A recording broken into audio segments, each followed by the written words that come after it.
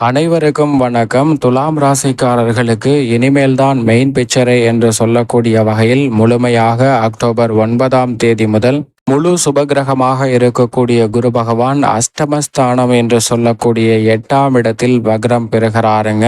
அஷ்டமஸ்தானத்தில் குரு வக்ரம் பெறுவது கண்ணுக்கு தெரியாத பெரிய கண்டம் அகன்று விட்டது. இனிமேல் தான் மெயின் பிக்சரே என்று சொல்லக்கூடிய வகையில் பல நல்ல வாய்ப்புகள் நிறைவாக சந்திப்பதற்கான முதன்மையான யோகம் துலாம் ராசிக்காரர்களுக்கு கிடைக்கிறது.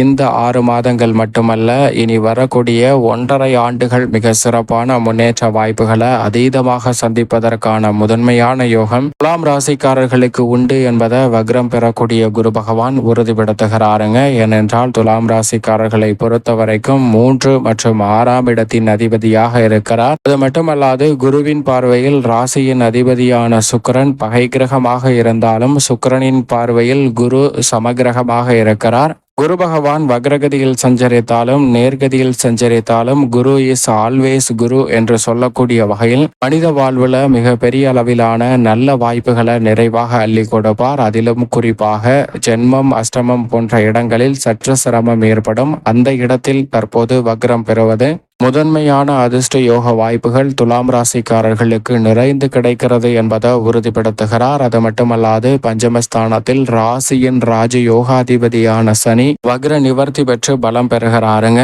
இதுவும் வரவேற்கத்தக்க ஒரு அமைப்பாக பார்க்கப்படுகிறது. இப்படி மிக முக்கியமான 2 மாறுதல்கள் மிக அதிரடியான மாற்றங்களை நிச்சயமாக துலாம் ராசிக்காரர்களுடைய வாழ்வில் ஏற்படுத்தி கொடுக்க போகிறது. அதோடு மட்டுமல்லாது குருவின் சுப பார்வை இந்த வேளையில் பல்வேறு இடங்களை வலுப்படுத்துகிறது. குறிப்பாக 2, 4, 12 ஆகிய இடங்களை குருவின் சுப பார்வை வலுப்படுத்துகிறது. 2ஆம் இடமாகிய தனஸ்தானம் வலுப்பெறுவதால் இல்லத்தில் பொருளாதார ரீதியான சிக்கல்கள் விலகும். சுப விரயங்கள் அதிகரிக்கும். விரயஸ்தானத்தை பார்ப்பதால் சுகஸ்தானத்தை பார்ப்பதால் எந்த காரியத்தை திட்டமிட்டாலும் வெற்றிகரமாக அமையும். தாய்வழி உறவு முறைகள்ல இருந்த சங்கடங்கள் பெரிய அளவுல மன வருத்தங்கள் நீங்கி நல்ல முன்னேற்ற வாய்ப்புகள் நிறைவாக கிடைக்கும். இனிமேல் தான் மெயின் பிக்சரே என்று சொல்லக்கூடிய வகையில் பல அதிரடியான மாற்றங்கள் மிக சிறப்பாக ஏற்படும். அது மட்டுமல்லாது குரு பார்க்கின் கோடி நன்மை என்று சொல்லக்கூடிய வகையில் குருவின் சுப பார்வை கண்ணுக்கு தெரியாத பெரிய கண்டங்களை கூட அகற்றி விடுகிறதுங்க. உதாரணமாக நவகிரகங்கள் என்று சொல்லக்கூடிய 9 கிரக நிலைகளுக்கும் இடையே ஒரு போட்டி நடைபெறுகிறது. யார் மனித ஜாதகத்தை துல்லியமாக கணக்கிடுவார் என்பதுதான் அந்த போட்டி. அப்படி நடைபெறும் போது சந்திரன் நான் அமாவாசையின் போது சனிக்கு நிகரான பலத்தை வெளிப்படுத்துவேன். பௌர்ணமியின் போது குருவிற்கு நிகரான பலத்தை வெளிப்படுத்துவேன். அனைத்து தருணங்களிலும் புதனுக்கு நிகரான அறிவாற்றலை வெளிப்படுத்துவேன். அத்தனை கிரகங்களுக்கும் நிகரான பலத்தை சொல்லிக் கொண்டிருக்கிறது. என்னால் மட்டும்தான் மிக துல்லியமாக கணக்கிட முடியும். மிக விரைவாக மாற்றத்தை சந்திக்கக்கூடிய கிரகமாகவும் நான் இருக்கிறேன் என்று சந்திரன் சொல்கிறாருங்க. இதை கேட்ட மற்ற கிரக நிலைகள் வீண் வாக்குவாதங்களை செய்ய வேண்டாம் என்று விலகிவிடுகின்றன. ஆனால் குரு இதற்கு ஒரு பாடம் கற்பிக்க வேண்டும் என்று சந்திரனிடம் ஒரு ஜாதகத்தை கொடுக்கிறாருங்க. அந்த ஜாதகத்தை வாங்கி பார்த்த சந்திரன் இந்த குழந்தையானது பிறந்து 1 வயதை எட்டுவதற்குள் ஒரு பாம்பு ஒன்று கடித்து அந்த குழந்தை இறந்துவிடும். இந்த பாம்பு கடித்ததால் அந்த உறவினர்கள் அந்த பாம்புவை அடித்து சாகடித்து விடுவார்கள். பாம்பும் இறந்து போய்விடும் என்று மிக துல்லியமாக கணித்து சொல்கிறது. சரி பார்ப்போம் நடைபெறுகிறதா என்று சொல்லிவிட்டு செல்கின்றனர். அப்படி அந்த குழந்தை பிறக்கிறது. அந்த குழந்தை பிறந்து மரணிக்கும் தருவாயும் வருகிறது. அப்போது சந்திரன் குருவிடம் வந்து நான் சொல்வதை நீ மட்டும்தான் சந்தேகப்பட்டாய், நீ வா அங்கு சென்று அந்த குழந்தை இறப்பதை பார்க்க வேண்டும் என்று கூப்பிடுகிறார். குருவோ அதற்கு அந்த குழந்தை இறக்க போகிறது என்று சொல்கிறாய், எனக்கு மனமே இல்லை, நீயே போய் பார்த்து விட்டு வா என்று சொல்கிறாருங்க. ஆனால் சந்திரன் விட மாட்டேங்கிறார், அடம் பிடிக்கிறார். நீ வந்தாதான் போவேன் அப்படின்னு அடம் பிடிச்சு குருவையும் அங்கு கூட்டி கொண்டு செல்கிறாருங்க. அங்கு போய் பார்க்கும்போது அந்த குழந்தை தொட்டில் ஒன்றில் உறங்கி கொண்டிருக்கிறது. இப்படி உறங்கி கொண்டிருக்கும் போது அந்த குழந்தையின் வீட்டின் மேற்பகுதியில் ஒரு மரக்கிளை வழியாக ஒரு பாம்பு ஒன்று நுழைகிறது. இங்கிருந்து சிறிய துவாரத்தின் வழியாகவும் ஜன்னல் வழியாகவும் அந்த குழந்தை உறங்கக்கூடிய அந்த தொட்டி மேல் பகுதியில் இருக்கக்கூடிய கம்பியை அடைகிறது. குழந்தையை நோக்கி பாயும் போது அந்த பாம்பின் வால் அந்த கம்பியில் மாட்டிக்கொள்கிறது.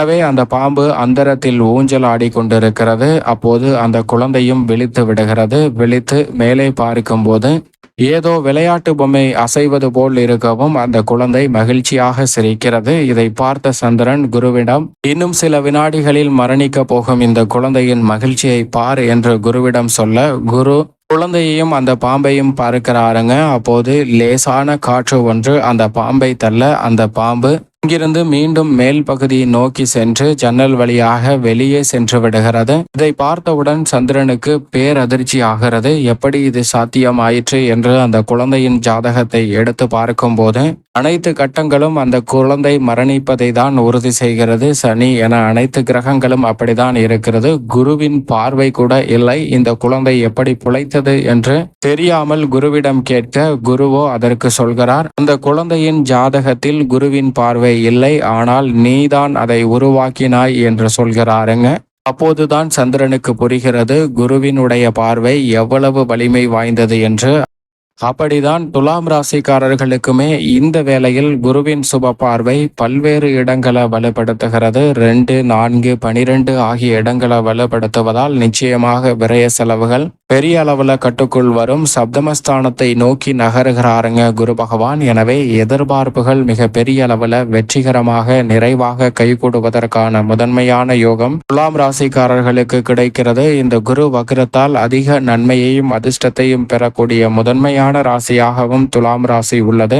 எனவே இல்லத்தில் நீங்கள் திட்டமிடக்கூடிய காரியங்கள் எதுவாக இருந்தாலும் கனகச்சிதமாக நிறைவேற்று மகிழ்ச்சியை இரட்டிப்பாக பெறுவதற்கான வாய்ப்புகள் இந்த தருணத்தில் நிறைவாக கிடைக்கிறது. அதோடு மட்டுமல்லாது தொழில் ரீதியாக மிக பெரிய அளவிலான புதிய வாய்ப்புகள் நிறைவாக கிடைக்கும். இனிமேல் தான் மெயின் பிக்சரை என்று சொல்லக்கூடிய வகையில் புதிய வேலை வாய்ப்பு மற்றும் ஊதிய உயர்வு, பதவி உயர்வு உள்ளிட்ட பல நல்ல வாய்ப்புகள் உத்தியோக ரீதியாக நிறைவாக பெறுவதற்கான யோகமும் இந்த தருணத்தில் உண்டு. கலைத்துறை சார்ந்த பணிகளில் கலைத்துறையின் நாயகனாக இருக்கக்கூடிய சுக்கிரனும் சாதகமாக வலம் வருகிறார். எனவே நினைப்பதை விட அனைத்திலும் நல்ல முன்னேற்றத்தை நிறைவாக சந்திக்க முடியும். உங்களுடைய திறமைக்கு அங்கீகாரம் கிடைக்கும். உங்களுடைய படைப்புகள் மக்கள் மத்தியில் மிகப்பெரிய அளவிலான வரவேற்பையும் முன்னேற்றத்தையும் நிச்சயமாக பெற்றுத்தரும். அரசியல் சார்ந்த நீதிமன்ற வழக்குகள் உள்ளிட்ட பல சிக்கல்கள் இந்த தருணத்தில் சுமூகமாக தீர்வு காணப்படும். எதிர்பார்ப்பதை விட துலாம் ராசிக்காரர்களுக்கு மிக சிறப்பான பொன்னான வாய்ப்பும் அதிர்ஷ்டம் நிறைந்த ஒரு தருணமாகவும் அமைவதற்கான சூழல் நிச்சயமாக கிடைக்க இருக்கிறது. அதோடு மட்டுமல்லாது விவசாயம் சார்ந்த பணிகளை சிறப்பாக செய்து முடிக்கலாம். கால்நடை வளர்ப்பிலும் நல்ல முன்னேற்றம் உண்டு. புதிய விளைநிலங்கள், வீடு, வீட்டுமனை, வாகனம் வாங்குவதற்கான யோகமும் உண்டு. பழைய வாகனத்தை கொடுத்துவிட்டு புதிய வாகனம் வாங்குவதற்கான யோகமும் கிடைக்கிறது. மாணவர்களின் கல்வியில் நல்ல முன்னேற்றம் சிறப்பாக உண்டு. பெண்மணிகளின் நலனை பேணி காக்கக்கூடிய குரு அஷ்டமஸ்தானம் என்று சொல்லக்கூடிய 8ஆம் இடத்தில் வக்ரம் பெறுவதால் துலாம் ராசிக்கார பெண்மணிகளுக்கு முதன்மையான அதிர்ஷ்ட யோகம் உண்டு. துலாம் ராசிக்கார பெண்மணிகள் நினைத்தபடியே உங்களுடைய பெயரிலே சொத்துக்கள் வாங்குதல் உட்பட பல்வேறு வகையான மகிழ்ச்சி நிறைந்த இன்ப செய்திகள் நிச்சயமாக கிடைக்கும். மேலும் இந்த தருணத்தை சாதகமாக மாற்றிக்கொள்ள நிச்சயமாக துலாம் ராசிக்காரர்கள் வாரத்தில் வியாழக்கிழமை விரதமிருந்து அருகாமையில் உள்ள குரு பகவான் சன்னதி சென்று தீபம் ஏற்றி வழிபாடு செய்யுங்கள். தடைகள், தாமதங்கள் அனைத்தும் விலகி இனிமேல் தான் மெயின் பிக்சரே என்று சொல்லக்கூடிய வகையில் பல நல்ல வாய்ப்புகள் உங்களை தேடி நிச்சயமாக வரும். துலாம் ராசிக்காரர்களுக்கு